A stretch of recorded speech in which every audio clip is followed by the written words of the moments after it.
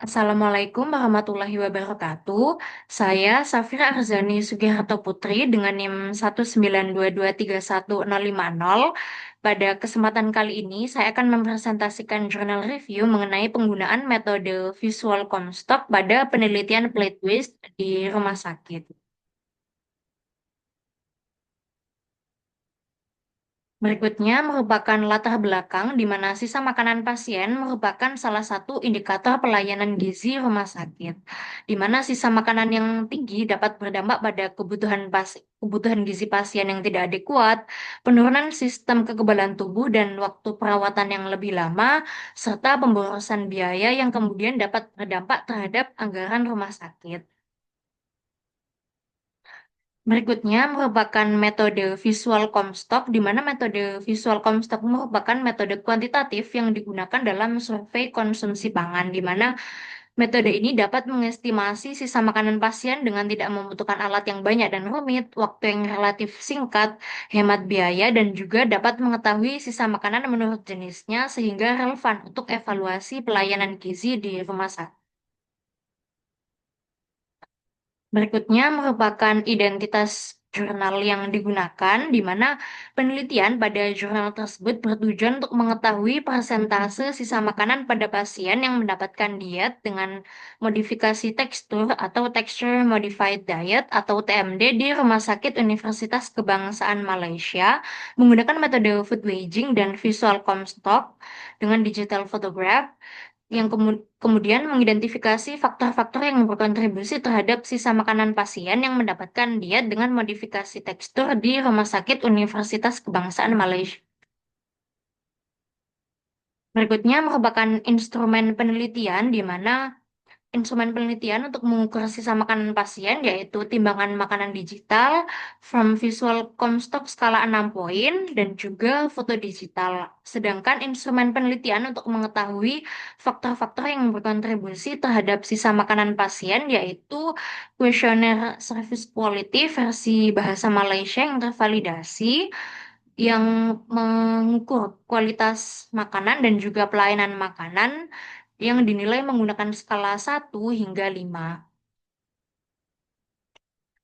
Berikutnya merupakan prosedur pelaksanaan.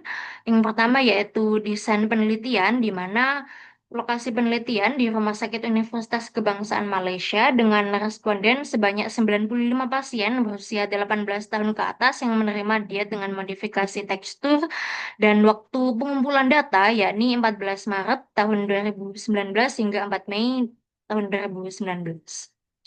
Berikutnya merupakan pemilihan sampel, yakni menggunakan metode convenience sampling. Berikutnya merupakan kriteria inklusi, di mana kriteria inklusinya yaitu pasien dewasa berusia 18 tahun ke atas yang menerima diet diet dengan modifikasi tekstur secara oral, baik diet standar maupun diet terapeutik, serta mampu berkomunikasi dalam bahasa Malaysia atau bahasa Inggris. Kemudian, jenis diet dengan modifikasi tekstur yang diamati yaitu diet cicang, bubur campur, dan juga diet blender. Berikutnya merupakan pengumpulan data di mana penilaian sisa makanan dilakukan dengan metode food waging, visual Comstock, dan juga foto digital.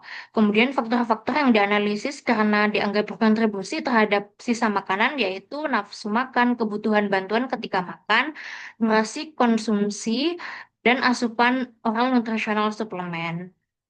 Berikutnya merupakan analisis statistik di mana dilakukan menggunakan SPSS.